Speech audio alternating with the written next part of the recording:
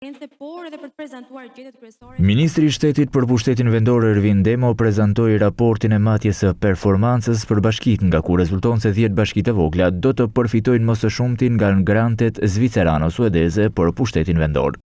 10 nga bashkitë të cilat përfitojnë më shumë janë Librazhdi, Mati, Kolonja, Prejansi, Puka, Puzharzi, Shijaku, Dibër, Dropulli e tjerë. Duke theksuar se mekanizmi në formën që ka marrë, ka favorizuar bashkitë të cilat nuk i dispononin planet vendore për menaxhimin e funksioneve. Mekanizmi në vetvete shërbeu si një mjet për të krijuar bazën e matjes performancës për vitet që do të kemi përpara.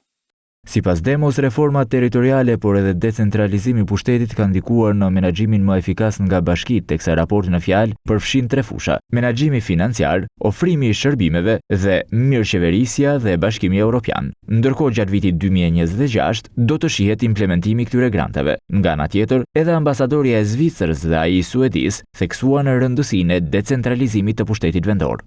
Performanca e bashkive po përmirësohet, por raporti tregon edhe sfidat, të cilat duhen adresuar. Sistemi që është vendosur për matjen e performancës dhe grantit ndihmojnë bashkitë në punën e tyre njëherësh për maturimin dhe lidershipin e bashkive, si një hap i rëndësishëm në decentralizimin e pushtetit. Kalimi në kadastrin digjitale do të jetë një nga elementet kryesore dhe moment suksesi, si mbështetja nga Shqipërisë për përmirësimin e sistemeve.